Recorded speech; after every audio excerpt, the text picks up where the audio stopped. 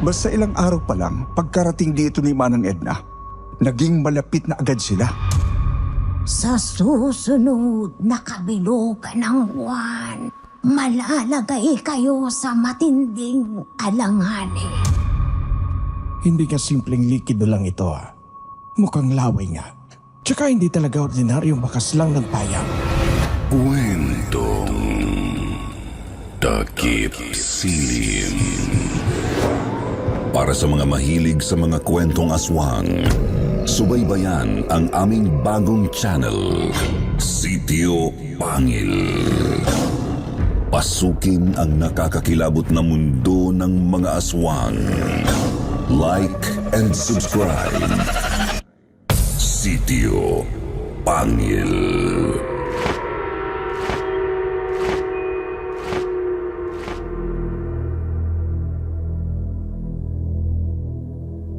Mag-ingat sa mga taong pinapapasok natin sa ating buhay. Ang iba kasi sa kanila ay may lihim na mga pakay na maaaring makasira sa atin. Yan mismo ang nasaksihan at dinanas ng ating letter sender na si Jaco sa bahay ng kanyang pinsang si Gwen. Isang pangyayaring muntik nang sumira sa kanilang tahanan. Bago natin simulan ang kwento, please like and share the video. Huwag na din natin kalimutang mag-subscribe.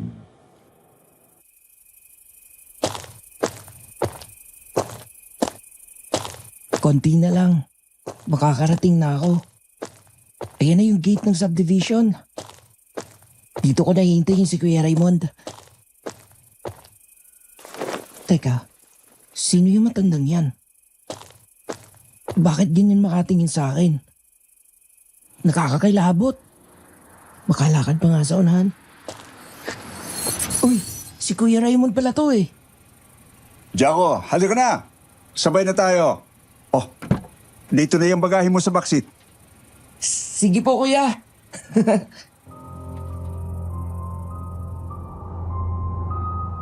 Hello po sa inyo, Sir Wilmore. Itago niyo na lang ako sa palayaw na Jaco. Taga Iloilo po ako. Pero itong ibabahagi ko sa inyo ay 2010 pa po nangyari. 16 years old pa lang po ako nito nang magpe-first year college ako. Napagkasunduan namin ang mga magulang ko na sa UP Diliman ako mag-aaral. Kaya naman lumipad ako noon papuntang Metro Manila. Dumiretso ako sa Bulacan, sa bahay ng pinsang kong si Ate Gwen at ng asawa niyang si Kuya Raymond. Bagamat ilang ulit na ako nakadalaw sa NCR o sa Bulacan, wala pa kasi akong permanenteng matutuluyan. Kaya doon muna ako sa kanila habang inaasikaso ko ang enrollment ko.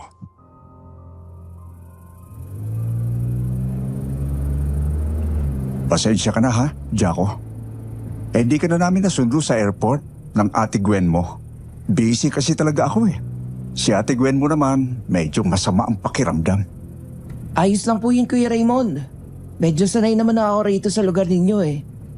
Ilang ulit na rin naman kasi kaming napadalaw dito. Yung biyahe mo, kumusta naman? Hindi ka ba nahilo? Hindi naman po kuya. Medyo nagugutom lang. Hayaan mo, may pagkain naman sa bahay. Rekta kain na tayo pagdating. Oo nga po pala kuya. Sino po ba yung alit dun sa may tindahan sa labas ng subdivision?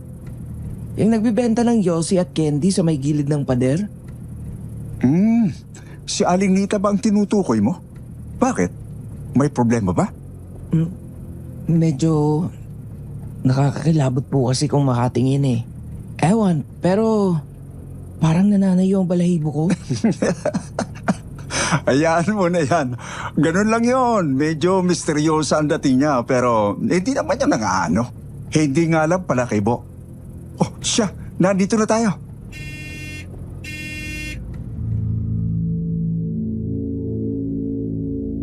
Sa mga panahong yon ay nasa 30 anyos na po si Kuya Raymond habang 27 naman si Ate Gwen.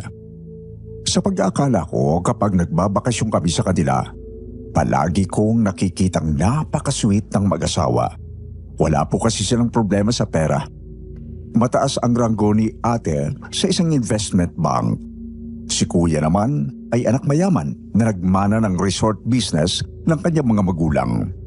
Kaya kung titingnan sa labas ay perpektong-perpekto ang kanilang pagsasama. Ang di ko alam, may isang anay pa ng nasa loob din mismo ng kanilang tahanan.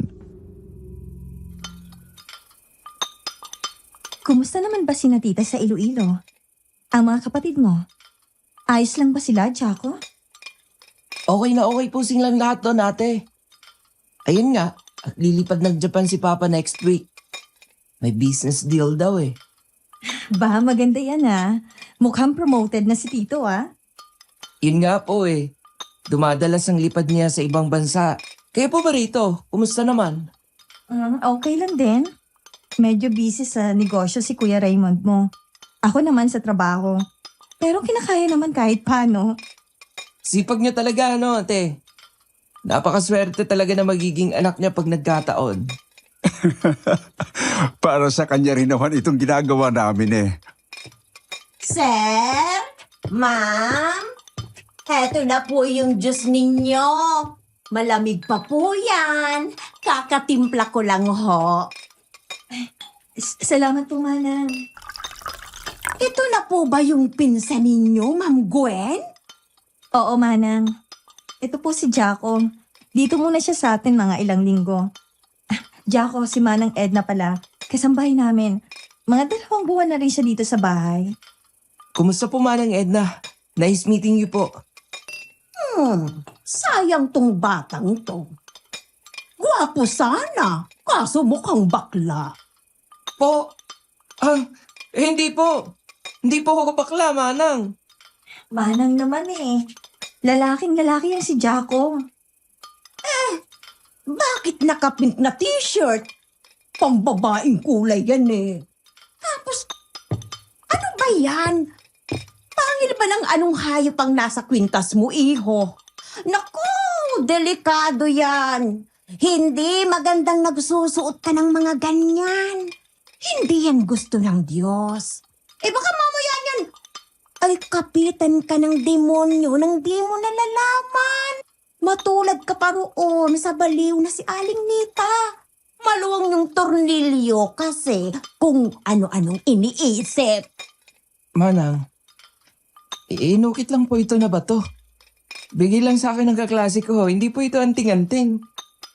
Ayan na naman kayo, Manang Edna. Binibigyan nyo na naman kaagad ng kung anong kahulugan ng mga bagay-bagay. Huwag po kayong mag-alala. Mabuting tao itong si Jaco. Siguro nga, bihira ko siyang makasama at ang pamilya niya. Pero ni minsan ay wala pa akong narinig na nagdulot ng problemang batang to. Pasensya naman, sir. Ako ay nagsasabi lamang ng nasa isip ko. Hindi naman kasi natin alam. At baka may itinatago itong isang to sa inyo. Gusto ko lang masiguradong nasa maayos ang lahat dito sa bahay, sir. O siya, sige na, tama na yan. Magpatuloy na tayo sa pagkain. Manang, sumabay ka na rin sa amin.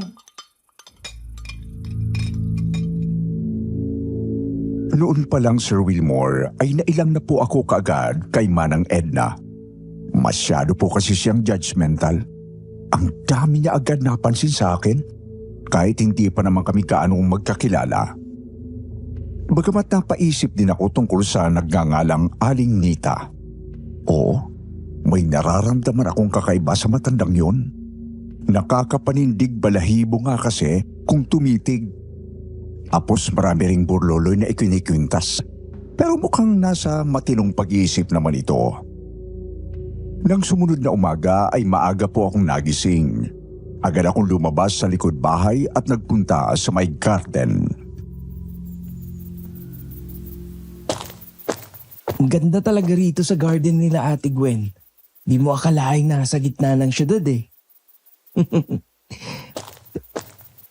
Teka, bakit nakatumba yung isang paso ng halaman sa may likod? Nagtaka ko sa nakita ko, Sir Wilmore. Hindi kasi basta-basta matutumba ang ganung paso ng halaman kung walang nagtulak. Malabo rin na hindi yun agad napansin ni Ate Gwen o Manang Edna. Kaya malamang nasa gabi yun natumba. Lumapit po ako roon. Nagtaka akong lalo. Kasi may nakita akong mga bakas ng paa sa tabi ng paso. May napansin din akong malapot na likido sa may pader. Sa tabi lang ng natumbang paso. Mukhang laway. Bagamat mas malagkit pa ng di hamak at medyo manilaw-nilaw. Agad kong tinawag ang mga tao sa bahay. Ngunit nakalis na pala si Kuya Raymond. Kaya naman si Ate Gwen lang ang natawag ko. Sumunod din agad si Manang Edna nang makabalik siya matapos bumili ng tinapay. Dito po ate. Tingnan niyo po yung paso. Tapos yung may baka sa lupa. At ayun yung parang laway sa pader. Diyos ko, totoo nga. Anong klaseng bakas ng paa yan? Paa ba yan ng hayop? Jesus Maria Josep, malamang paa ng aswang yan, ma'am. Aswang? Paano naman po magkakaaswang dito sa syudad? Imposible naman kasing paa lang yan ng hayop. Tingnan mo nga. Mas malaki pa yan sa talampakan ng tao eh. Walang hayop ang may ganyang kalaking paa. Eh baka mamaya niyan, may aswang pala talaga dito at nagtatago lang sa loob ng bahay. Naku! Manang, huminahon nga po muna kayo. Ang maganda dito ay kausapin muna natin ang mga gwardiya ng subdivision. Oo nga po ate. Huwag muna natin itong iligpit para maipakita natin sa kanila. Nakakatakot naman kung hindi natin yan ililigpit kaagad. Eh malay pa nating marka pala yan ng halimaw. Yan yung paraan niya para markahan tong bahay. Tapos, babalikan tayo rito para lapain. Ang lalapain ba yung sinasabi mo, Edna? Sir Victorio, kayo po pala. Magandang umaga sa inyo, sir. Ang aga natin ngayon Hinahanap ko lang si Raymond. Ipapaalala ko lang na may scheduled meeting sa isang kasosyo sa negosyo mamayang hapon. Nako, may nilakad pa yun eh. Pero hayaan nyo, tatawagan naman kayo nun mamaya. Pasensya na po ha. Kung bigla akong pumasok. Bukas kasi yung gate eh. At saka ano ba yung narinig ko? May problema ba rito? May aswang po yata rito, Sir Victorio. Ayan po, may kakaibang bakas at parang laway. Patingin nga ako. Hindi nga simpleng likido lang ito ha. Mukhang laway nga. Tsaka hindi talaga ordinaryong bakas lang ng payan. Walang hayop ang may ganyang pa. Naniniwala po kayo may aswang? Ay, sir. Si Jaco nga po pala. Pinsan ko galing sa Iloilo. Jaco, si Sir Victorio. Manager ng isang exclusive resort namin. Jaco, kumusta? Ikinagagala kitang makilala. Sir Wilmore, unang kita ko pa lang kay Sir Victorio ay kinabahan na agad ako. May kakaibang kutob ako sa kanya. Hindi naman masamang maginala. Pero ramdam kong may kung ano sa kanya na di ko matukoy. Mabalik tayo sa usapan. Oo, Jaco. Naniniwala akong aswang ang may kagagawa nito. At palagay ko, alam ko kung sino. Po? Alam niyo kung sino? Ang tinutukoy ko ay si Aling Nita. Hindi ko alam kung kilala mo na ba yun, Jaco. Pero bata, yon yung matandang nagtitinda ng yosi sa labas lang ng subdivision na ito. Kilala ko po sir. Kahapon po kasi, ang sama ng titig niya sa akin eh. Nakakapanayo ng balahibo. Sinabi ko po yun kina Kuya Raymond. Doon nga po niya nabanggit ang pangalan ni Aling Nita. Yun ang sinasabi ko. Titig pa lang, masama na. Kaya siya ganon. Dahil nga isa siyang aswang. Nakakapagparamdam siya ng masamang kutom sa mga tao. Nako, Sir Victorio. Mahirap po yung sinasabi nyo. Baka hindi tama yung bintang nyo. Wala pa naman po kayong matibay na ebidensya, di ba? Ma'am Gwen, nasabi ko na sa inyo, dati akong albularyo sa probinsya namin. Oo, wala pa akong ebidensya, pero amoy na amoy ko ang sekreto ng matandang yon. Kaya kung ako sa inyo, mag-iingat ako doon. Sir Victorio. O siya, alis na ako, ma'am. Balik lang ako rito mamayang gabi kapag may balita na sa mga meeting.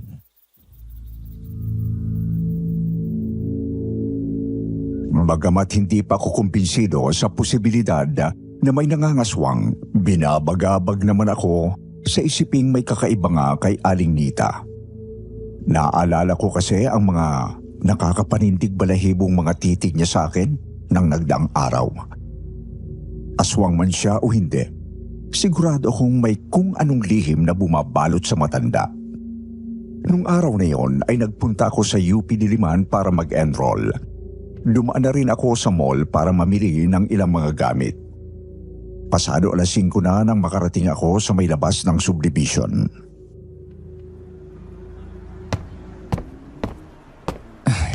Di ko namalayan ng oras. Masyado ako nawili sa pamamasyal. Di na bale. Susulitin kong natitirang araw ng bakasyon. Ikaw, Ha? Ako po? iingat ka. Madilim na kapalaran ang nakikita ko sa iyo sa mga susunod na araw. Huwag kang basta magtiwala kahit kanino. Nakakatakot naman itong matandang to. Makatakbo na nga.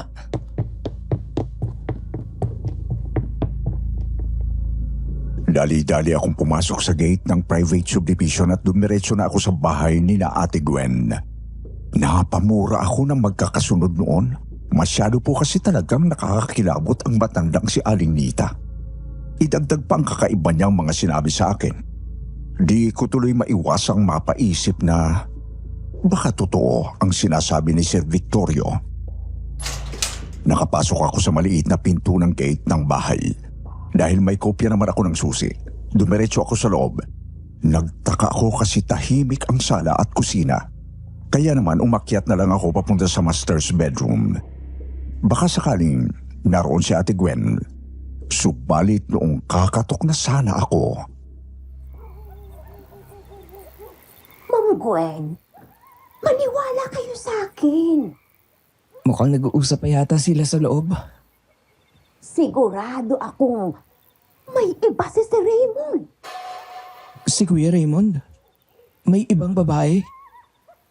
Kita niyo naman, ma'am. Palagi siyang wala dito sa bahay. Tapos, madalas, malalim na ang gabi kong umuwi.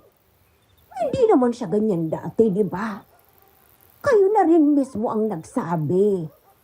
Kailan lang siya nagbago, ma'am? Manang Edna, busy lang mo si Raymond ngayon dahil may business expansion ng resort. Huwag niyo naman masyadong bigyang kahulugan ang madalas na pagkawala niya. Ma'am, ako po ay concern lang sa inyo. Mabuti lang may gawin na kayong hakbang. Kasi naman, huli na kapag nagising kayo sa katotohanan, di ba? Hindi mo kayo sigurado kung talaga bang mga kasosyo o mga supplier ang nakakasama niya araw-araw eh. Teka. Hindi na tama yung sinasabi ni Manang ah. Ate Gwen? Ate? Nandyan po ba kayo? Nakauwi na ako. Sinadya kong kumatok para matigil ang kanilang usapan. Agad naman akong pinagbuksan ni Manang Edna at bumaba na rin siya ng hagdan. Magluluto na raw ng hapunan. Pansin na pansin ko naman ang lungkot sa mukha ni Ate Gwen. Kakausapin ko sana siya pero nagsabi siyang magpapahinga na muna. Kaya pumunta na lang ako sa kwarto ko. Pagkatapos ng hapunan, ay napansin ko si Ate Gwen sa may balkonahing nakaharap sa likod bahay. Doon ako lumapit para tsumempo. Good evening po ate. Ba't di po kayo sumabay maghapunan sa amin ni Manang? Di pa kasi ako nagugutom, Jaco. Ikaw pa, nabusog ka sa kinain mo? Lagot ako kay mama mo niyan kapag nalipasan ka. Ate, sorry po. Hindi naman sa nakikichismis ako pero narinig ko po yung usapan ninyo ni Manang Edna kanina. May problema po ba kayo ni Kuya Raymond? Sa pagkakaalam ko, wala naman kaming problema ni Raymond. Ang kaso, Eh, yun naman po pala eh. Wala kayong problema. Kaya smile ka na po. Sure akong loves ka nun. sana nga ganun, Jaco. Sana nga. Anak lang, anong hayop yun? Nakita mo rin yung Jaco? Kitang-kita, Ate Gwen. At sigurado akong hindi lang yun guni-guni. Kitang-kita po talaga namin ni Ate Gwen ang kung anong itim na nilalang Sir Wilmore. Napakabilis po ng galaw nito. Basta lumundag na lang ito sa simentong bakod at tumakbo. Sumut yun sa makitid na daan sa pagitan ng gilid ng bahay at ng kanang bahagi ng bakod. Diyos ko, ano kaya yun? Baka mamaya makapasok yun dito mismo sa bahay. Teka po ate, pupuntahan ko. Jaco, sandali! Huwag ka munang lalabas ng bahay. Baka delikado dyan. Jaco! Dali-dali akong bumaba ng hagdan at dumiretso ng kusina. Kumuha ko roon ng isang kutsilyong panghiwa ng matitigas na karne. Tapos ay pumunta na ako sa sala. Lalong kumabog ang dibdib ko nang makitang bukas ang main door. Kaya naman, lumulok muna ako ng laway bago lumabas. Ano kaya talaga yung nakita namin ni ate? Malabong akyat bahay o hayop lang yun eh. Masyado yung mabilis. Diyos ko, protektahan niyo ako. Jaco? Aswang! Anong aswang bang sinasabi mo? Hoy! Manang Edna! Anong ginagawa niyo rito? Ako ang dapat magtanong yan sa'yo. Anong ginagawa mo rito? At bakit may dala ka pang kutsilyo? Manang magtago tayo! Bilis! Agad kong hinila si Manang sa may halamanan nang makarinig ako ng kaluskos. Kumubli kami ng maigi roon. Sinapihan ko si Manang na manahimik muna dahil naririyan ang kinatatakutan niyang aswang. Huwag muna siyang gumawa ng ingay kahit anong mangyari. Ilang sandali pa ay may naamoy na kaming kung anong masangsang Sir Wilmore. Napakabaho po talaga noon. Parang may papalapit na taong may dalang bulok na karne o bangkay ng hayop. Tuloy-tuloy po ang kaluskos galing doon sa may kanang gilid ng bahay. Bagamat hindi na yun mabilis. Nagdahan-dahan na yun na animoy nag-iingat na hindi makita. Aswang ba talaga yan, Jaco? Huwag po muna kayo maingi, Manang. Malapit ang lumabas sa bungad ng halimaw. Makikita natin kung aswang nga ba talaga yan o ano. Jaco? Nasaan ka na ba? Jaco? Sir Wilmore, tumulo ang kabako nang lumabas ng pinto si Ate Gwen. Kasabay noon ay nakita namin ni Manang Edna ang mapupulang pares ng mga mata. Naroon yun sa makipot na daan sa gilid ng bahay. Nakatitig kay Ate Gwen. Hindi ko makita ng maayos ang kabuuan ng katawan nito. Ngunit naaaninag ko ang anilutong kamukha ng isang malaking unggoy. At nang mapansin kong bumubuelo na ito para lumundag papunta kay ate, doon ako napilitang lumabas sa pinagtataguan namin. Jaco? Ano ba? Nasaan ka na ba kasi? Bahala na to. Jaco, anong gagawin mo? Ate! Balik sa loob ng bahay! Bilisan mo! Jaco! Anong ginagawa mo? Mabuti na lang at mabilis namang nakabalik si Ate Gwen sa loob ng bahay. Ako naman ay dire-diretsong inambahan ng taga ang halimaw. Subalit bago pa man ako makalapit sa kanya, ay agad na itong tumakbo pabalik sa makitid na daan. Hoy! Bumalik ka rito, halimaw ka! Manggagambala ka sa amin tapos tatakas ka lang! Bumalik ka! Ayaw mong tumigil ah! Hetong sa'yo! Sir Wilmore, hindi ko pa rin nakita ng maayos ang halimaw dahil sa dilim.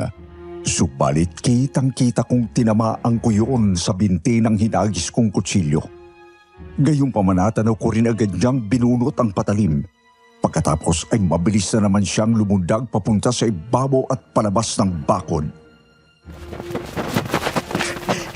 Nakakainis! Nakatakas pa ang hayop! Pero, aswang ba talaga yun? Ganun ba talaga yung itsura ng isang aswang?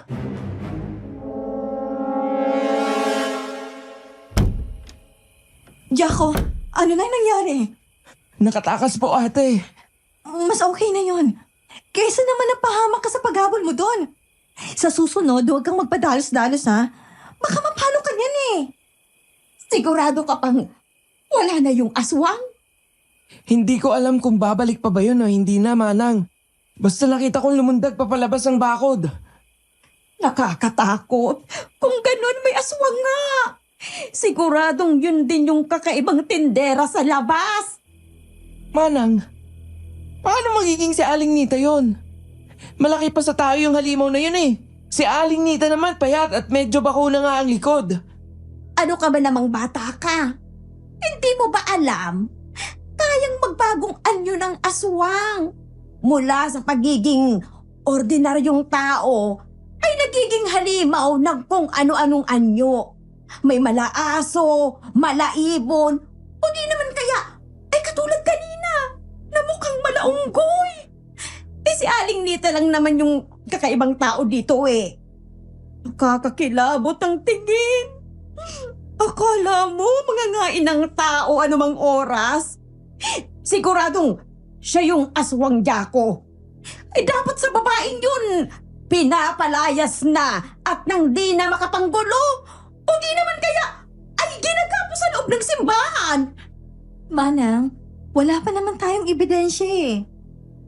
Ma'am Gwen, sa kakahanap po natin ng patunay, nalalagay sa alanganin ang buhay natin. Mas mabuti kung kumilos na tayo kaagad ngayon pa lang. Humihiho tayo ng tulong sa mga gwardiya ng subdivision. O kaya kay Sir Victorio. Diba? Dating albularyo yun. Andiyan na si Kuya Raymond. Pagbuksan ko lang, ate. Sasama ako. Baka mapano ka pa habang papunta ng gate. Agad naming ikwento kay Kuya Raymond ang mga nangyari noong umaga at noong bago siya makarating. Gaya ng inaasahan, hindi siya kumbinsidong may aswang na umaaligid sa kanilang bahay. Pero Kuya Raymond, totoo po talaga ang mga nangyari. Ako pa nga mismo humabol dun sa aswang eh. Tsaka may kakaibang mga baka sa bakuran. Pwede ninyong tingnan kung gusto ninyo. Gumamit lang tayo ng flashlight. Kasi madilim dun ngayon. Jaco, ramdam ko naman na nagsasabi ka ng totoo. Ang akin lang mahirap talagang paniwalaan ang mga aswang-aswang na yan. Sir, kailangan may gawin na po kayo. Kumbinsihin ninyo ang mga gwardiya ng subdivision na palayasan na yung matanda sa labas. Ikaw Manang Edna, hindi ko po talaga gusto ang ugali ninyong yan. Ang hilig ninyong pag-isipan ng masama ang kung ano-ano mga bagay. Wala namang ginagawang masama si Aling Nita laban sa inyo eh. Isa pa, hindi siya pwedeng galawin ng mga gwardiya o homeowners association ng subdivision. Nasa labas na siya ng bakod eh. Sige na, magsitulog na tayo. Pagod na ako. Honey, tara na sa kwarto. Naintindihan ko si Kuya Raymond. Napakahirap paniwalaan ang tungkol sa aswang. Kahit naman ako ay hindi rin basta maniniwala doon kung hindi ko nakita ng harapan. Kaya naman, sinunod ko na lang ang sabi ni Kuya. Pumunta na ako sa tinutuluyan kong kwarto. Di nga lang po ako nakatulog ng maayos dahil bumabagabag sa isip ko ang tungkol sa aswang. Kinabukasan ay pasado 8:00 na po ako nagising. Nakaalis na si Kuya Raymond. Kahit si ate ay nakaalis na rin papunta sa kanyang trabaho. Kaya naman, nagpahinga na lang muna ako sa bahay nila nung araw na yon. Subalit nang sumapit ang 4:00 ng hapon, ay nagulat na lang ako nang biglang dumating ang mag-asawa. Kailan Raymond! Sagutin mo ako! Kailan mo pa ako pinagmumukhang tanga? Kailan pa, ha? Gwen, sinabi ko naman sa iyo eh. Hindi ko babae ang nakita mo. Bagong supplier lang natin yun. Uling-uli ka na nga, nagsisinungaling ka pa! Gwen, Kitang-kita ko, Raymond! Kitang-kita kong bumeso sa pisngi mo ang haliparot na yon! maski nga ako nagulat din nang bumeso bigla yun. Gwen naman, maniwala ka sa akin. Hindi ko babae yun. At wala akong ibang babae. Honey, please. Makinig ka naman sa akin. Hindi ka naman ganito eh. Hindi ka naman nagwawala ng basta-basta. Umalis ka muna! Ayaw muna kitang makita at makausap! But Gwen, Go! lintik na buhay to! Teka kuya! Alam kong dapat kong kampihan si Ate Gwen dahil siya ang pinsang ko. Pero hindi ko kasi alam kung makakausap ko pa si Kuya Raymond kapag nakalis na siya. Kaya naman taranta kong sinundan si Kuya Raymond. Bakit kailangan mangyari ito? Wala naman akong ginagawang masama. Ito ba ang kapalit ng lahat ng pagsisikap ko? Kuya, hindi niyo po ba susubukan kausapin ulit si ate? Kailangan ko muna magpalamig, Jaco. Mainit pa ang ulo ng ate mo. Ayaw pa niyang makinig sa akin. Baliwala rin kapag ipinilit ko ngayon. Lalaki lang ang away namin. Alam niyo po kuya, sa palagay ko, si Manang Edna talagang ugat ng problema na to eh. Kahapon po kasi, narinig ko silang nag-uusap ni ate. Siya po ang gumagatong kay ate ng kung ano-anong masasamang hinala. Sa totoo lang, Jaco, matagal ko nang gustong palayasin yung matandang yan eh. Pero ayaw ni Gwen. Bakit naman po? Problema lang ang tulot niya sa inyo, kuya. Hindi ko rin talaga alam. Basta ilang araw pa lang, pagkarating dito ni Manang Edna, naging malapit na agad sila. Tapos, kakaiba ang trato sa kanya ni Gwen. Para bang, ang tagal na nilang magkakilala. Hindi rin siya nakikinig sa akin kapag may sinasabi akong mga masasamang kutob tungkol sa kasambahay. Ano na po balak niyo ngayon? Sa ngayon, itutuloy ko muna ang business trip ko bukas. Mga 1 linggo rin. Pagbalik ko, saka ako gagawa ng hakbang. Susuyuin ko ulit si Gwen. At babantayan mo si ate mo ha, Jaco? Makakaasa ka, kuya. Pakalis ni Kuya Raymond ay dahan-dahan akong pumasok sa bahay. Sinadya kong huwag gumawa ng ingay. Wala ulit tao sa may sala. Kaya maingat akong umakyat papunta sa kwarto ni na Ate Gwen. Sinabi ko na po sa inyo, ma'am. Siguradong may babae ang si Sir Raymond. Ayan nga, at kayo na mismong nakahuli. Mana, bakit kailangan mangyari to? Payapa naman ang pagsasama namin eh. Saan ba ako nagkulang? Wala kang pagkukulang, ma'am. Si Sir Raymond ang nagkamali. Siya ang may kasalanan. Sumusobra na talaga yung Manang Ednang yan eh. Jaco? Sorry po sa pangingialam ate. Pero hindi na po tamang panunulsul sa inyo ni Manang eh. Siguro nga nakita niyong bumeso yung babae kay kuya. Pero gaano po kayo kasigurado na talagang ginusto ni kuya ang nangyari? Hoy! Ikaw na bata ka! Ano bang alam mo? Matagal na yung ganyan si Sir Raymond. Ngayon lang nahuli. Hindi na nga halos nagtatagal dito sa bahay eh. Palaging umaalis. Umaalis kasi nga may negosyo. Nagsisikap yung tao, binibigyan nyo ng mali siya. Wala nga kayong matibay na ebidensyang nambababae si kuya eh. Anong walang ebidensya? Sapat ng patunay na hindi siya mapirmi rito sa bahay. Tapos, ayan nga, at nakita na mismo ni Ma'am Gwen. Ate, hindi ko kayo pipiliting maniwala sa akin pero naman, Hindi kayo ganito ni Kuya Raymond. Hindi ganito ang pagkakakilala ko sa inyong dalawa. Hindi babaero si Kuya. At hindi ka mapaghinalang tao. Sorry po ulit ate. Pero concern lang ako sa inyo. Anong concern ang pinagsasasabi mo? Ang sabihin mo, pakialamero ka lang. Ay, bago-bago mo rito, sumasaw-saw ka na kaagad. Palalaki mong tao, chismoso ka? Tama yatang hinala kong bakla ka. Wala akong pakialam sa mga hinala ninyo, Manang. Ang akin ay si Ate Gwen. Ayokong malungkot ang pinsan ko. Nang hindi ko na matiis na makipagsagutan kay Manang Edna ay umalis na ako sa kwarto ni Ate Gwen. Subalit tumatak na sa isip ko ang kakaibang mukha ng pinsang ko, Sir Wilmore. Oo, umiiyak siya at malungkot. Pero pansin na pansin kong na kay Manang Edna lang talaga ang atensyon niya. Malapit kami ng pinsang ko, kaya agad naming dinedepensahan ang isa't isa kapag may nangyayaring hindi tama. Doon ko napatunayan may batayin niya talaga ang kutob ni Kuya Raymond sa kanilang kasambahay. Kung ano man yon, hindi ko pa alam nung oras na yon. Pasado 6:00 na po nang lumabas ako ng kwarto. Bis na po ako noon, Sir Wilmore. Bala kong sa labas na muna kumain. Ayokong makita ng matagal si Manang Edna. Subalit pagkababa ko ay nadatnang kong nasa kusina sina Ate Gwen at Manang Edna. Kasama nila si Sir Victorio.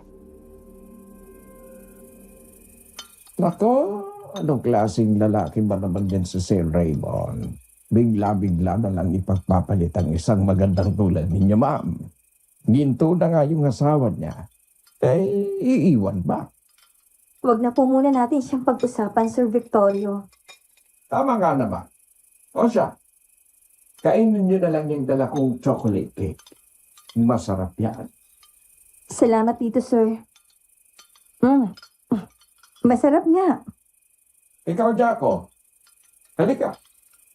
Kumain ka rin. May dala rin akong pasta panghapunan. Hindi na po, sir. May pupuntahan pa po kasi ako eh. Makahulugan ang titig sa akin noon ni naman ng Edna at Sir Victorio. Si ate naman ay hindi makatingin ng diretso sa akin. Tumalikod ako at lumabas sa main door. Nagtuloy-tuloy hanggang sa mabuksan ko ang maliit na pinto sa gilid ng gate. At doon ay natigilan po ako. Aling Nita, anong ginagawa niyo rito? Nasa bahay na yan ang aswang. Ano po? Hindi po ba kayo ang... Nakarap mo na ang aswang, hindi pa. Hindi pa yun ang sukdulan ng lahat. Makakaharap mo pa siya ulit. Sa susunod na kabilugan ng buwan, malalagay kayo sa matinding alanganin. Matutulak kayo sa bingit ng kamatayan. Ano po bang sinasabi niyong panganib? Hoy, paano ka nakarating ditong hukluban ka? Paano ka nakalusot sa mga gwardya roon sa main gate? Hindi po kinibo ni Aling Nita si Sir Victorio. Basta tumitig lang ito ng matalas kay Sir Victorio. Kung nakakapanindig, balahibo ang tingin niya sa akin. Talaga namang nakakasugat ang titig niya sa manager ng resort. Pansin ko pa nga po, nagtitiim ang kanyang mga ngipin at nangiginig ang nakakuyom niyang mga kamay. Alam mo, matagal ka nang nananakot sa mga tao rito eh. Lumayas ka na bago ka pa namin ipakaladkad sa mga gwardya. Sir Victorio, anong nangyayari? Aling Nita? Bumalik ka na sa loob, Ma'am Gwen. Ako nang bahala sa isang ito. Babae, lalansin ka ng aswang. Kukunin ka ng aswang. Iingat ka. Lumayo ka na sa aswang. Nakakaloko talaga yung baliw na yun Sir Victorio, tama na. Umalis na yung tao. Ikaw naman, Jaco, bumalik ka na muna sa loob. Baka mamaya niyan tampangan kang bigla nun. Sir Wilmore, kinilabutan din po talaga ako kay Aling Nita. Kaya naman bumalik na lamang ako sa loob ng bahay. Yun nga lang ay hindi pa rin ako sumabay kina Ate Gwen. Sa halip ay dumiretso ako pabalik ng kwarto ko. Ano kaya talagang ibig sabihin ng Ali kanina? At bakit ganun siya makatitig kay Sir Victorio? Nakakatakot? Naging malungkot ang bahay sa sumunod na 3 araw. Wala kasi kaming kibo ang 3. Umiingay lang kapag dumarating si Sir Victorio kada umaga at gabi. Hindi ko pa masabi noon kung anong meron. Pero hatid sundo ni Sir Victorio si ate sa trabaho. Hindi ko naman masabi kung gusto ba yon ni Ate Gwen kasi blanko lang ang kanyang ekspresyon. Ganun ba, Jaco? Opo kuya, wala po talagang mababakas na emosyon sa mukha ni ate. Nagbumukha na nga po siyang manika o manikin Maganda, pero walang damdamin. Sigurado ka, Jaco? Isa pa nga po pala kuya, kahina-hinala ang kilos na Sir Victorio at Ate Gwen, pero hindi man lang pumapalag si Manang Edna. Sigurado ka ba, Jaco? Siguradong sigurado po kuya. Medyo kakaiba nga yan. Mapanghinala at masyadong malisyoso ang matandang yan.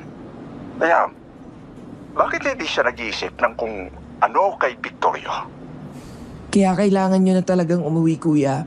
Kayo lang ang makakaayos ng mga bagay-bagay. Ang totoo, Jaco, nasa Pasay na ako ngayon. Kalalabas ko lang sa Naiya. Pabalik na ako dyan sa Bulacan. Talaga po kuya? Mabuti kung ganun. Dala ka ng maraming flowers at chocolates ha? Teka, nasaan ka ba ngayon? Nasa bus pa po ako kuya. Pero malapit na naman po ako. Galing akong UP nang magkatawagan kami ni Kuya Raymond. Dumiretso na ako pauwi noon dahil paggabi na rin at ayokong magtagal nang wala sa bahay. Oo, hindi kami nagpapansinan ni Ate Gwen, pero lihim ko naman siyang minamatyagan. Bukod sa iyon ang pakiusap ni Kuya Raymond, nababahala rin talaga ako para sa pinsang ko. Pagkabahalang, dumuble nang mapadaan na naman ako sa tapat ng tindahan ni Aling Nita.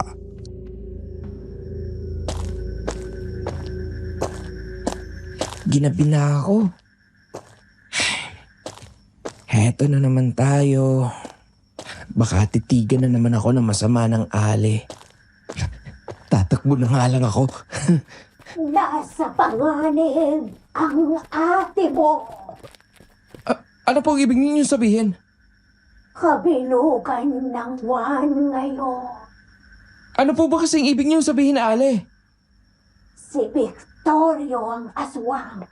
At sigurado ako ron. Pagkasabi noon ay biglang naglabas ng bawang ang matanda, Sir Wilmore. Walang ano-ano ay agad niya itong isinubo, ginuya at nilunok mismo sa harap ko. Hindi man lang siya kumurap habang nananatiling nakatitig sa akin. Nakuha ko na ang gusto niyang ipahiwatig. Lumapit ako sa kanya, bagamat naroon pa rin ang kilabot ko sa kakaibang matanda. Aling Nita, ano ho ba talaga kayo? At bakit niyo nasabing aswang si Sir Victorio? Ayokong magsalita ng madami. Hindi ka rin naman maniniwala ng buo. Kaya, ang dapat mong gawin, huwag mong hahayaang mawala sa paningin mo ang pinsan mo ngayong gabi. Dahil baka hindi mo na siya makita ulit. Ano? Heto, isaboy mo kay Victorio. Makakatulong yan kahit papano. Hindi nga lang ako magugulat kung hindi siya gaanong masasaktan yan. Ano po ito, Aling Nita? Itim na kasi. Sige na. Madali ka na. Gabi na. Opo. Sige po. Mauna na po ako. Bagamat sandali lang ang pag-uusap namin ni Aling Nita ay sobra yung nagdulot ng matinding kaba at pagkabahala sa akin. Nababahala ako para kay Ate Gwen, kaya dali-dali akong pumasok sa main gate ng subdivision at lalo akong kinabahan nang makita ang kotse ni Sir Victorio. Palabas ito ng subdivision, tinted ang mga salamin pero naaaninag kung may tao sa passenger seat nito. Hindi maganda to. Si Ate Gwen. Ang ginawa ko ay dali-dali akong tumakbo papunta sa bahay. Nagtuloy-tuloy ako papasok at nadatnang ko si Manang Edna na tulalang nakaupo sa kusina. Umiiyak. Manang! Nasaan si ate? Wala pa si Ma'am. Pikang-pika na ako sa iyong matanda ka. Sumagot ka, nasaan si Ate Gwen? Sinama ni Sir Victorio. Saan sila pumunta? At ano ba talagang balak ng taong yan kay ate? May alam ka ba sa nangyayari, Manang? Binantaan ako ni Victorio. Kung hindi daw ako susunod, papatayin niya ang anak ko. Kailangan kong siraan ang pagsasama nila. Kailangan tablan si Ma'am ng gayuma ni Victorio. Saan sila papunta ngayon? Hindi ko pwedeng sabihin. Hindi ako magdadalawang isip. Nasapaking ka ulit. Nasaan si Ate Gwen? Doon! Doon sila papunta sa resort! Kung saan tumutuloy si Victorio! Pahingi ng kopya ng mga susi sa resort. Jaco! Maawa ka sa akin! Maawa ka sa anak ko! Huwag mo na pakialaman ang balak ni Victorio! Isa pa, mamamatay ka lang! Nasaan ang mga susi? Akin na! Bilis!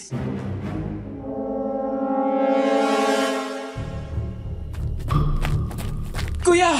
Dumiretso ka na sa resort! Bilisan mo! Bakit ako? Anong nangyayari dyan? Aswang si Victorio! Kinuha niya si ate! Ha? Wala nang panahon para magpaliwanag. Pupunta na ako ron. Dali-dali akong bumiyahe papunta sa nasabing resort, Sir Wilmore. Isa po yung exclusive swimming pool resort. Dito lang din sa May Bulacan. Mag-alas 8 na po ng gabi nang makarating ako. Mukhang walang katao-tao. Kahit gwardya wala. Mahihirapan ako nito. Nakakandado mula sa loob ang gate. Paano kaya to? Doon. May punong malapit sa bakod. Inakyat ko ang isang puno na ang sanga ay nakasandal sa sementong bakod. Palingalinga ako at baka may makakita sa akin. Kinakabahang baka mapagkamalan akong simpleng magnanakaw. Pagkatungtong ko sa bakod ay nakita kong malapit lang sa isa sa mga swimming pool ang bakod na yon. Hinagis ko muna ang supot ng black salt at ang cellphone ko papunta sa may lupa. Tapos tumalon ako diretso sa tubig.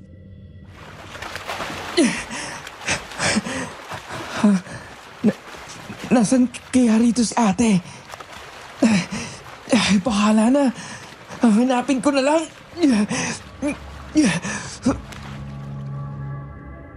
Pagkaong ko sa swimming pool ay agad kong pinulot ang cellphone ko at ang supot ng black salt. Sinigurado kong nakasara ng maayos ang supot bago binulsa. Pagkatapos ay lumakad ako papunta sa may gate. Gamit ang kopya ng susi ay tinanggal ko ang kandado noon. Tsaka binuksan ng bahagya. Mabuti nang maging handa. Saan kaya itong unit ni Sir Victorio? Medyo malaki pala tong resort na to.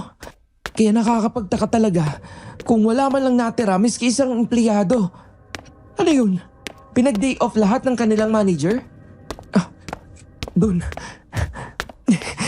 Susubukan ko dun. Ilang minuto pa sa pagsuyod sa resort ay may napansin akong may kaliitang bahay sa bandang likod. Pinuntahan ko yon at malayo pa man ako ay agad na akong tinamaan ng kakaibang kilabot. Nangatog ang tuhod ko habang tumatakbo.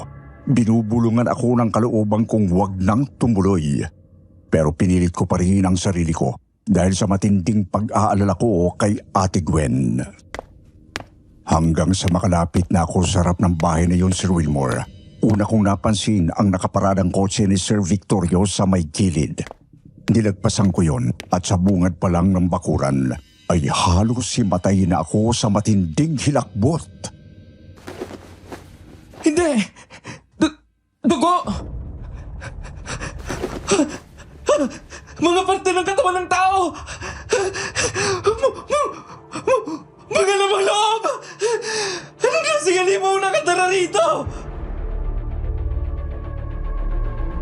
Halos hindi na ako makagalaw sa kinatatayuan ko. Iniligid ko ang mga mata sa nanlilimahid at karimari-marim na tanawin. Putol-putol na katawan ng tao ang nakita ko, Sir Wilmore. Nakita ko rin doon ang gula-gulanit na uniforme ng isang resort staff. Hanggang sa napansin kong may usok na nagmumula sa bandang likod ng maliit na bahay. Nasa gilid ng bahay ang kotse ni Sir Victorio. Siguro naman, andito na nga si ate. Diyos ko, kinakabahan ako. Ano kaya talagang meron sa likod ng bahay na to? Bahala na. Hindi! Demonyo! Tuluyang nanginig ang mga buto ko sa nakita ko nang sumilip ako sa may likod bahay. Sir Wilmore, naroon nga po sina Ate Gwen at Sir Victorio. Sa likod bahay, wala pong kadamo-damo sa bahaging yun ng bakuran. Puro lupa lang talaga, subalit may nakasigang apoy sa bandang kanan. May nakaukit din kung anong bilog at mga simbolo sa bandang gitna. Sa gitna naman ng marka ay nakahilata si Ate Gwen.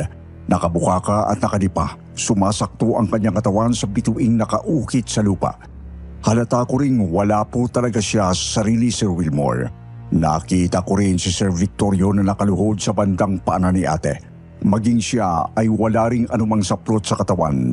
Yumuyukod-yukod din na animoy sumasamba sa kung sinong Panginoon. Anong kademonyohan ba itong ginagawa ni Sir Victorio? Totoo kayang aswang siya? Ihahanda ko na ang aking sarili. Buwelo ko para iligtas si ate. Kabado man ay binuksan ko na ang supot ng asin. Mabuti na lang at tuyo naman ang kamay ko noon. Nakapako lang ang tingin ko kay ate at Sir Victorio. Ilang sandali pa. Gumapang na ang nakakasukang matanda.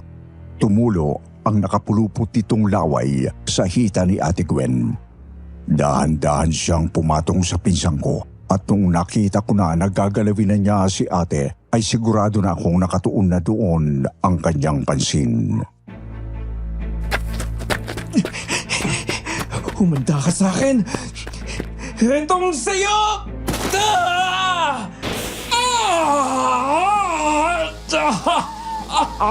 Hayop ka, mata ka! Pakialamero ka! Layuan mong pinsan ko! Eto bang sa'yo! Tumigil ka ng garapata ka! Eto pa! Nakakainis ka na.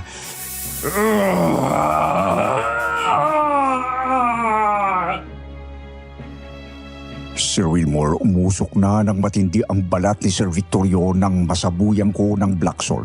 Napilitan din siyang umatras ng ilang hakbang habang nagkikikisay sa lupa. Kukunin ko na sana si Ate Gwen nang sandali akong natigilan. Bigla na lang po kasi ay tinubuan ng napakaraming balahibo ang balat ni Sir Victorio. Lumaki rin ang kanyang katawan at nagmistulang isang unggoy. Pwisit naman niya yan. Totoo nga. Isa nga siyang aswang. Kailangan ko maitaka si ate rito.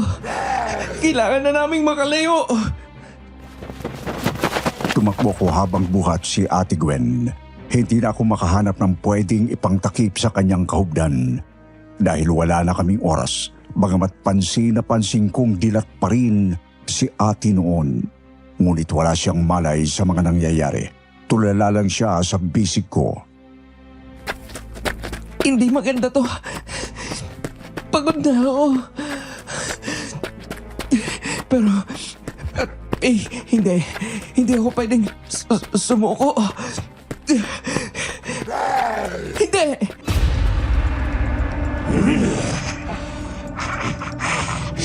Hindi kaya makakatakas.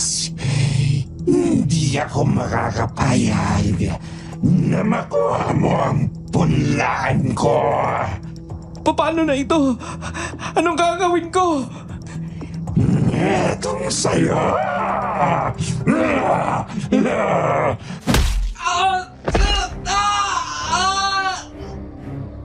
Sir Wilmore, nang malapit na kami sa gate, ay naharangan kami ng halimaw.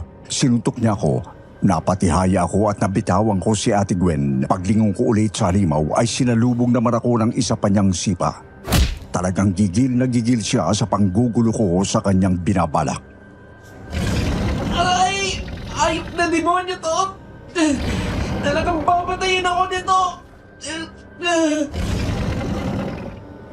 Sa pagkakataong yon ay abot-abot na ang panalangin ko.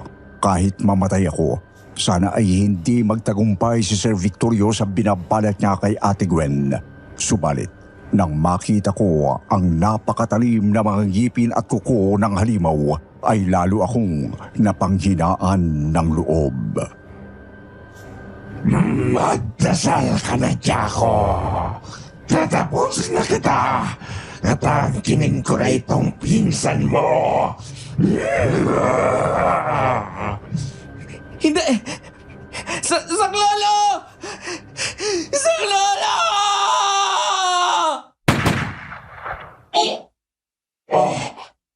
Whatever. Sino? Tapos ka na sa aking halimaw ka!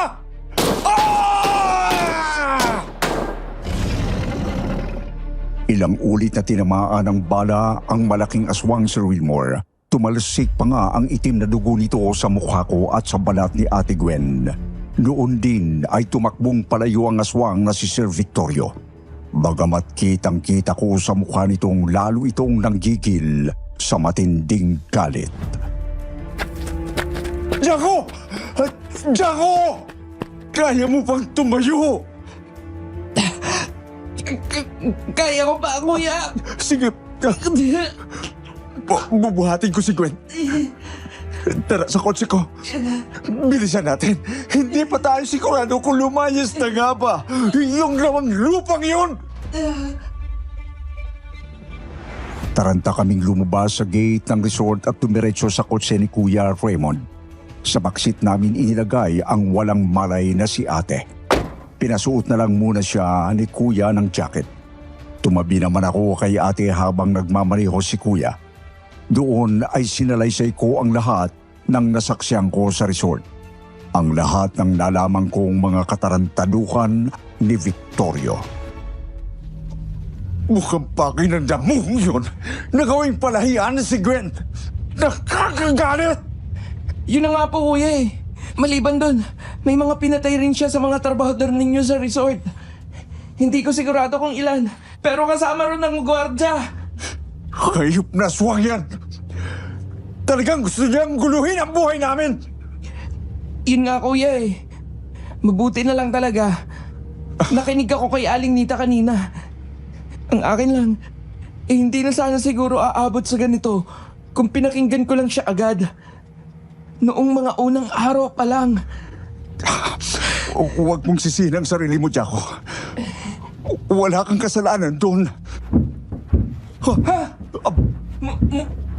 Mukhang sinundan niya tayo, kuya. Huwag kang matakot.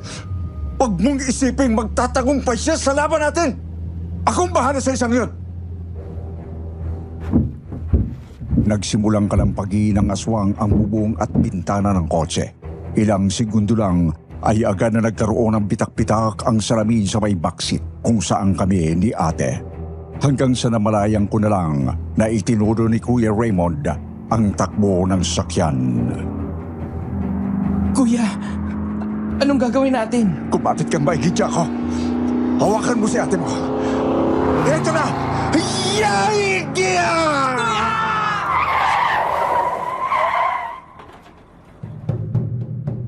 Nagtagumpay si Kuya Raymond Sir Wilmore. Tumilapong paharap ang halimaw. Ngunit hindi pa pala siya tapos. Noon din ay muli niyang itinudo ang tapak sa sasakyan. Humanda ka sa aking hayop ka!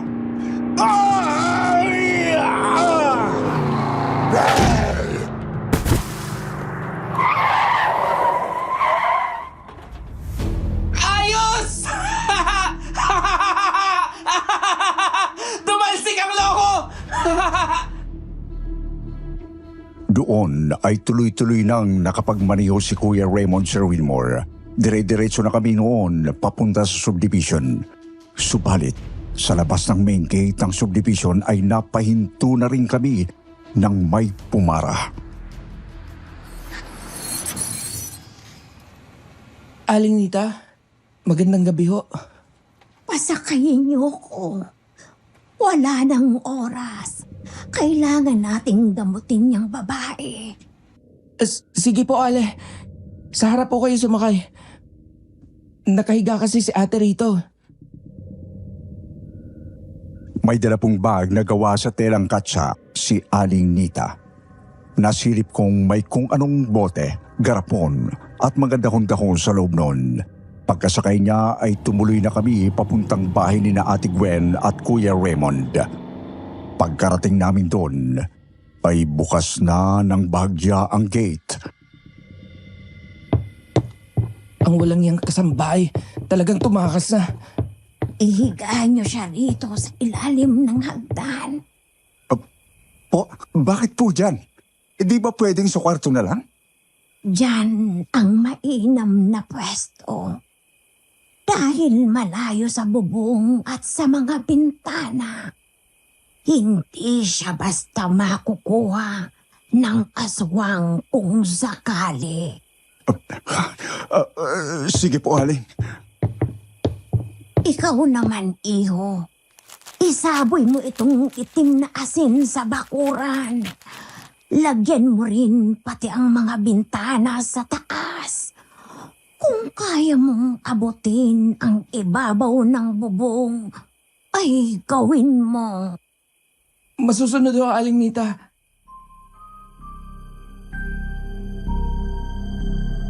Kinuha ko ang isa pang supot na itim na asin mula sa kakaibang tindera, Sir Wilmore. Una kong dilagyan ang lahat ng mga bintana at pinto ng bahay. Sinigurado ko ring nakasarang maigi ang mga yon. Pagkatapos ay lumabas ako papunta sa bakuran para doon naman ang sabuyan.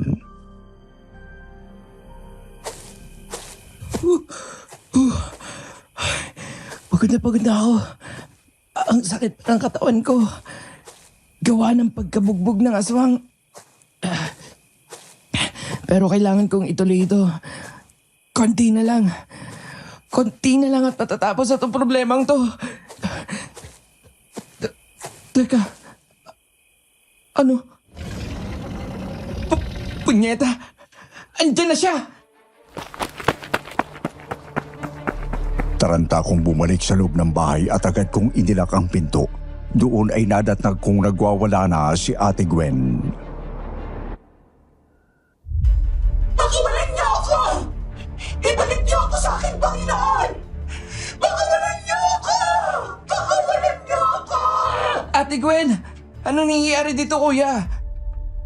Itali natin siya. Bilis! Diyos ko! Mahal! Ano bang nangyayari sa'yo?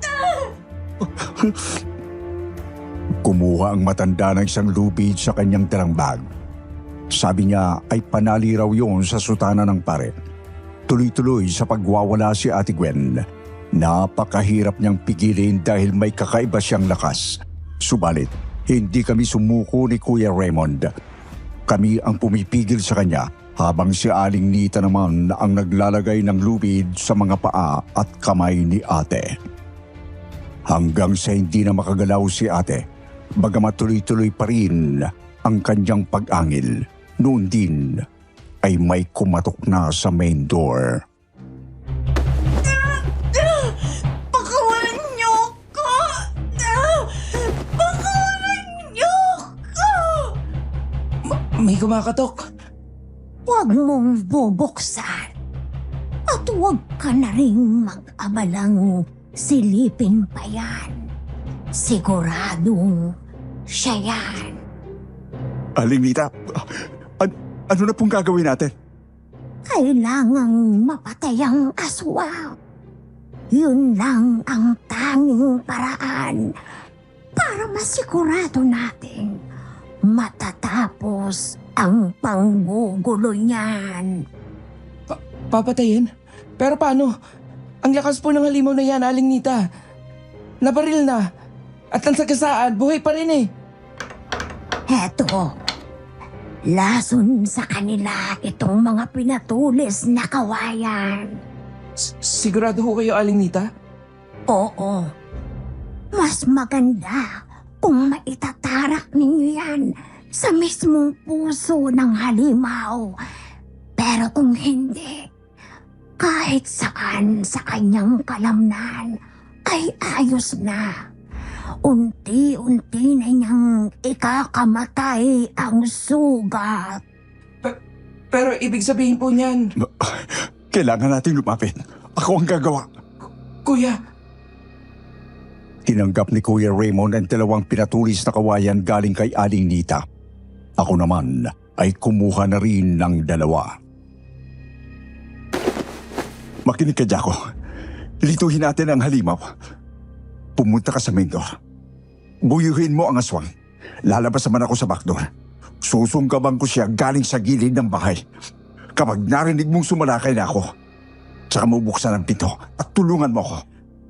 Kapi kuya. Sigurado nangihina na rin yan dahil sa asin.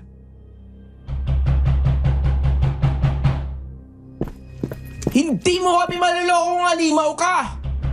Alam namin ikaw yan! Nagmumukha ka lang tanga sa pagkakatok mo dyan!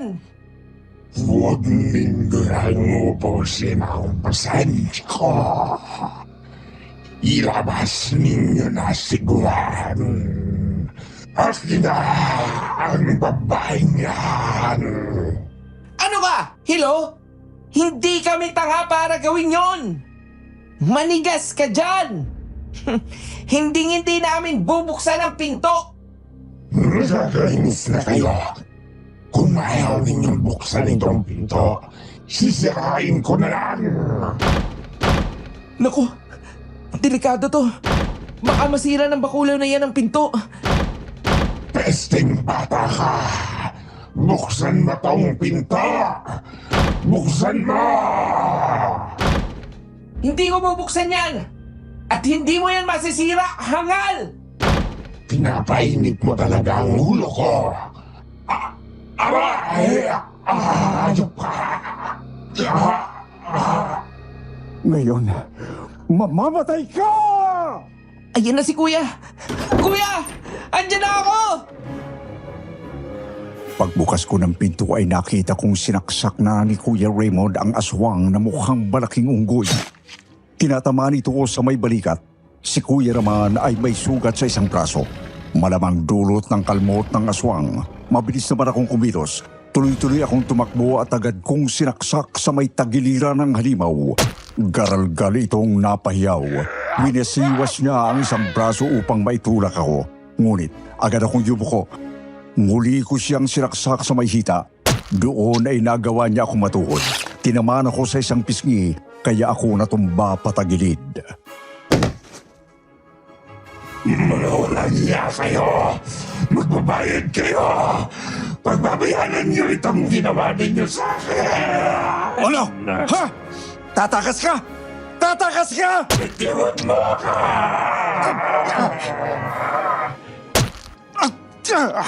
Ikaw itong manggagambala ng pamilya. Tapos magsasabi ka ng ganyan. Hindi ka na makatatakas pa. Dito ka na mamamatay. Halimaw! Demonyo! Hayop! Kainis ka ba? Ikaw ang mamamatay!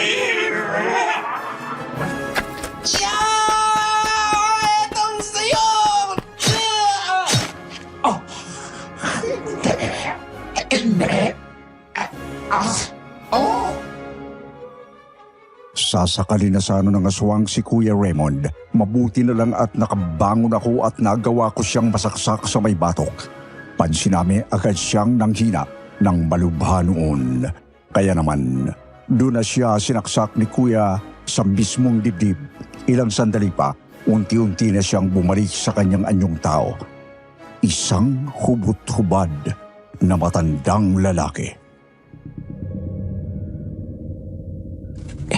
Hindi.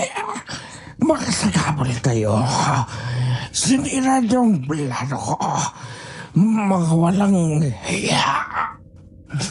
At talagang kami pa ang walang hiya, ha, Victorio? Pinagkatiwalaan ka pa naman namin. Pagkatapos, ito lang ang igaganti mo. Matos na ka sa impyernong demonyo ka! Ay, hindi.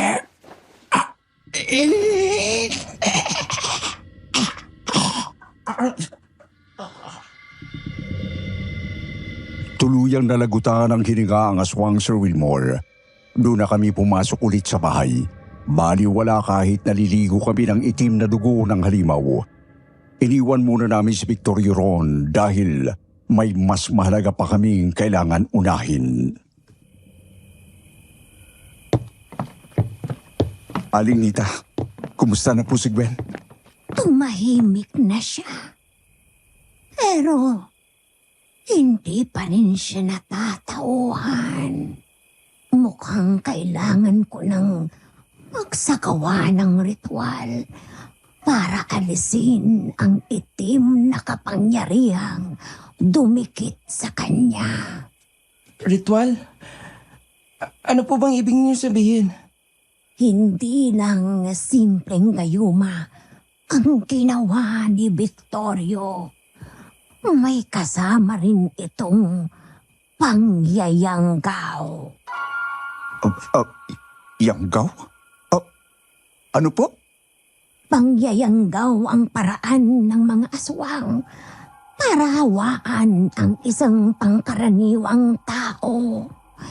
Karaniwan ay inilalagay nila ang kanilang laway sa pagkain. Tsaka ito, dinadasalan. Pagkain? Teka, yung... Marami bang dinadalang pagkain si Victorio dito? Opo, Aling Nita. Lalo na po nitong mga nagdaang araw. Kung kailan wala si Kuya Raymond.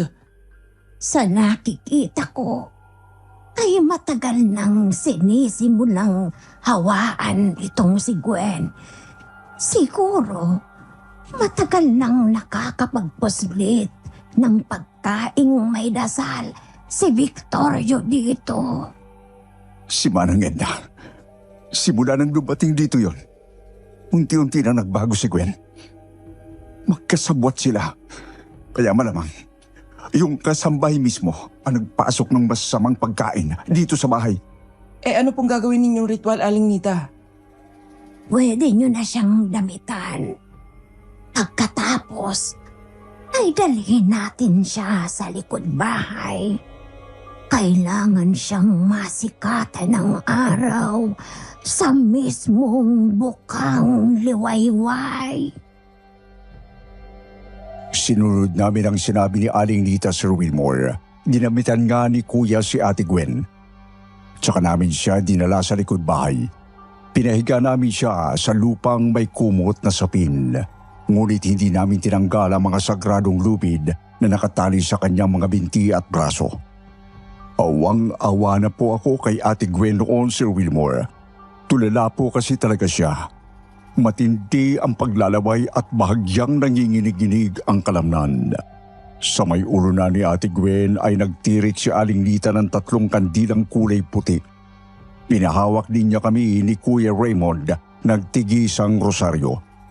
Naglagay din siya ng isa pa sa liig ni ate.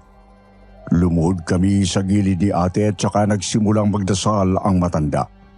Hindi ko na po maintindihan dahil ibang wika yon at pabulong din ang kanyang pag-uusal.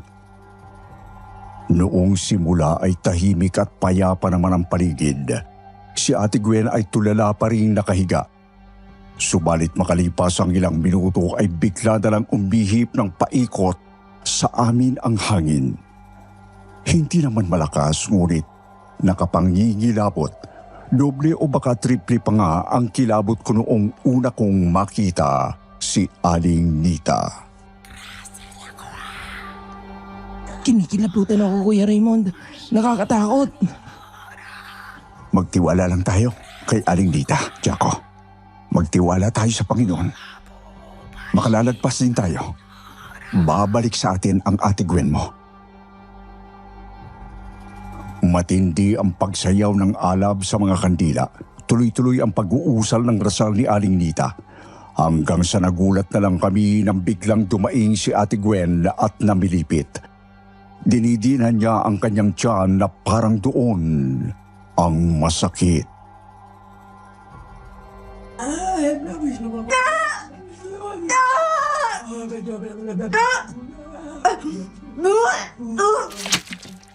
Ano nangyayari kay ate? Diyos ko, proteksyonan niyo po ang asawa ko. Tulungan niyo siya, Panginoon.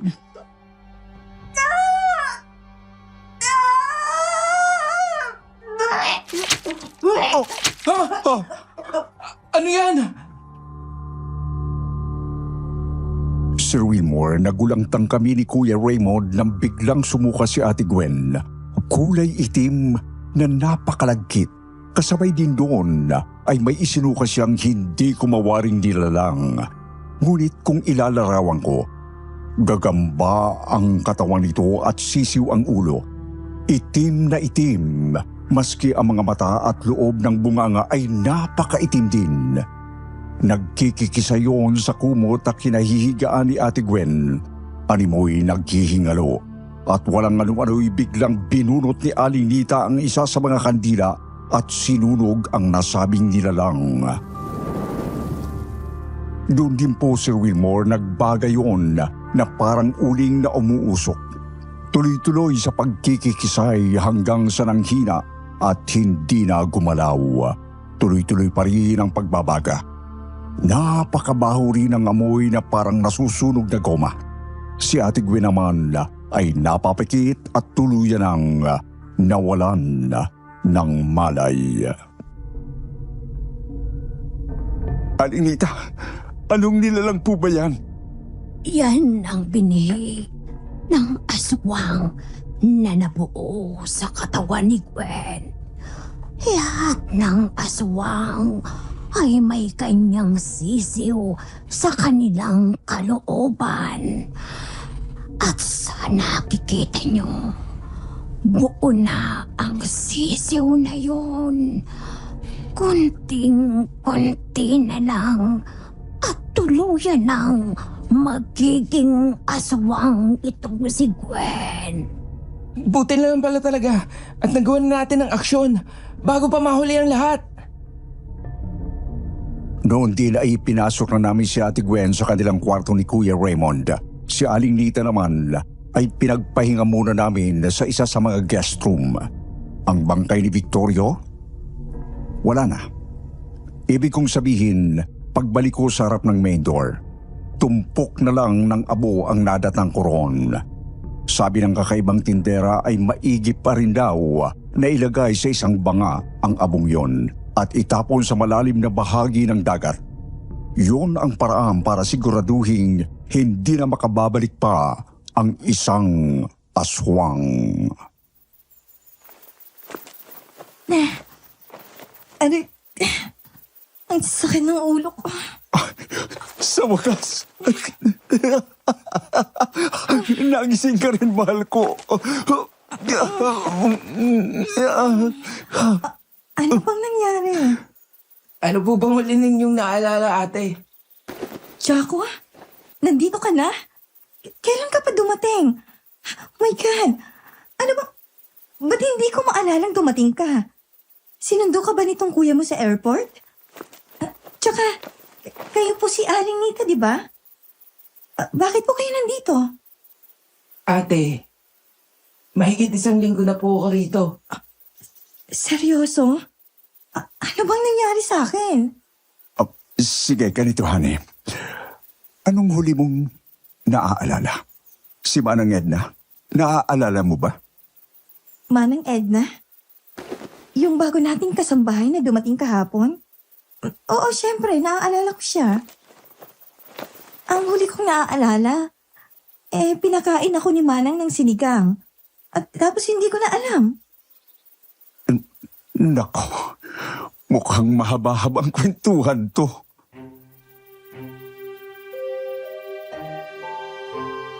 Sir Wilmore, isinalaysay po namin ni Ate Gwen ang lahat-lahat. Si Kuya Raymond naman ang nagkwento sa mga napapansin niya kay Ate Gwen matapos dumating si Manang Edna. Ako naman ang nagkwento sa mga kaganapan nang mawala si Kuya Raymond. Gaya ng inaasahan, hindi makapaniwala si ate.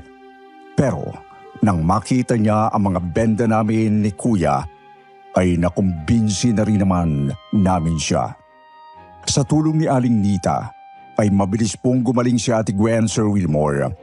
Bilang reward nga po, ay kinupkup na ng mag-asawa ang albularya bilang bagong miyembro ng kanilang pamilya. Wala na po kasi pala itong kamag-anak. Palipat-lipat na lang ng tirahan at nagbebenta sa mga bangketa. At hanggang ngayon ay malusog pa rin si Lola Nita.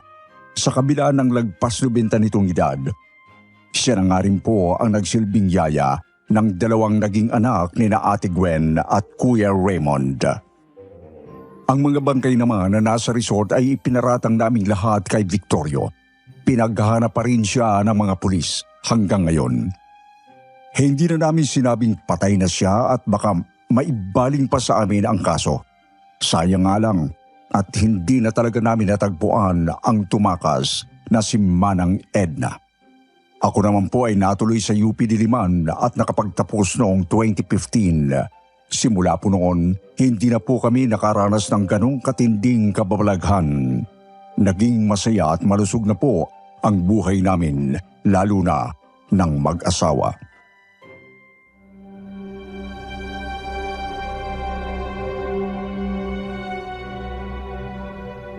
Magandang gabi po, Sir Wilmore.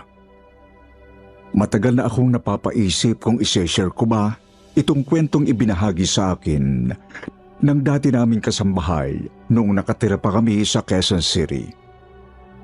Sabi po kasi ng mga pinagkukwentuhan ko nito noon, hindi ka panipaniwala at wala na daw natatagong hiwaga ang modernong panahon ngayon.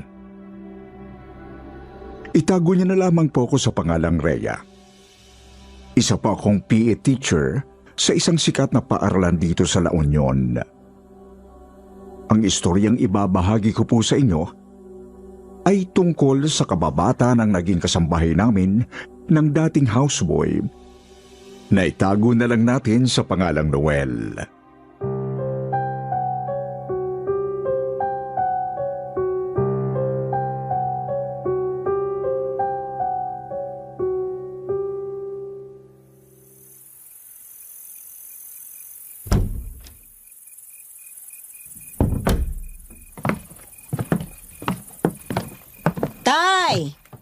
Tay, nakauwi na ako.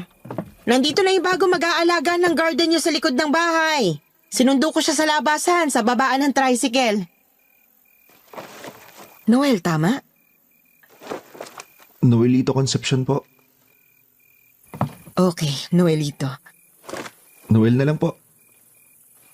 Ako si Maria Crisanta Sibayan, pero tawagin mo na lang akong Ma'am Crisanta. Sige po, Ma'am Crisanta. Tay, nandito na si Noel. May tutulong na sa atin dito sa bahay. May magdidilig at magpapalaki ng mga halaman niyo sa likod ng bahay. Hindi na kayo mag-aalala. Nasa kwarto po ba siya ngayon, ma'am? Nasa pinakadulong kwarto sa second floor. Sige, batiin mo siya mula dito.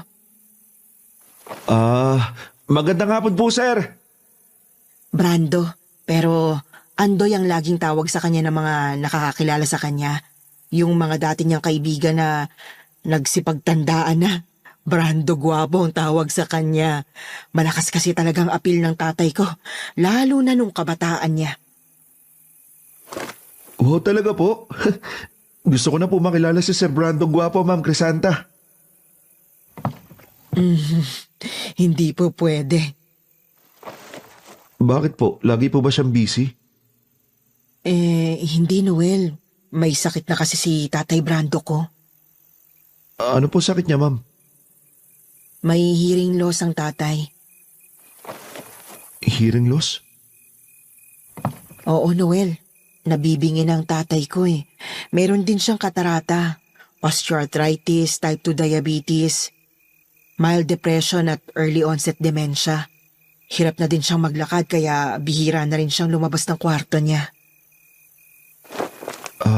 Gusto niyo po, ma'am, ako po yung magbabantay sa kanya sa kwarto niya lalo na sa gabi para mabigay ko po kaagad mga kailangan niya.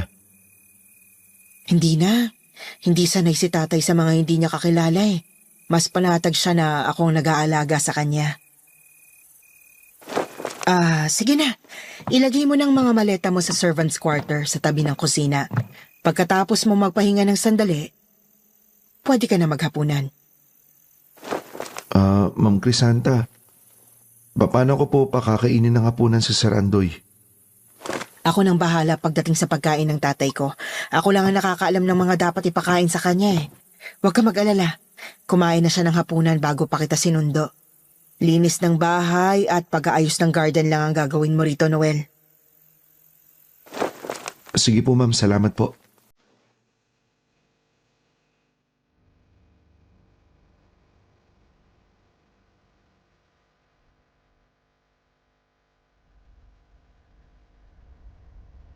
Kinabukasan, maagang nagising si Noel. Tulog pa ang lahat. Naisip niyang magwalis ng sahig para magpakitang gilas sa bago niyang amo.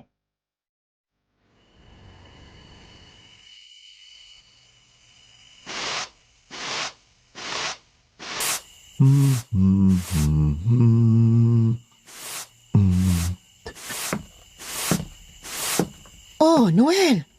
4 a.m. pa lang nagwawalis ka na. May mga bata po kasi yung dati kong pinasukan. Ako po yung sumasama sa driver nila papuntang school kaya sanay na po akong 4 a.m. dapat ready na.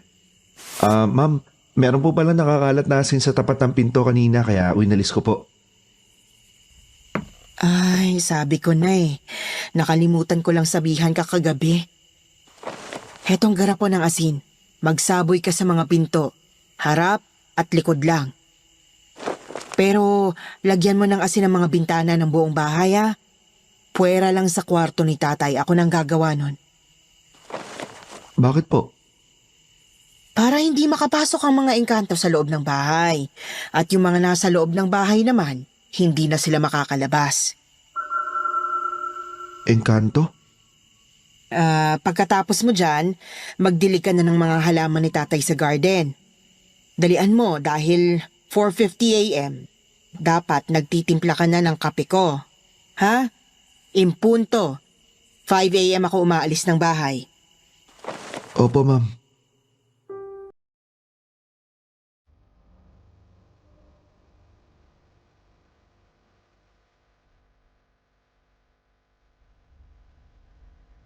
Maayos naman daw ang unang linggo ng pamamasukan ni Noel bilang houseboy sa bahay ng amo niya.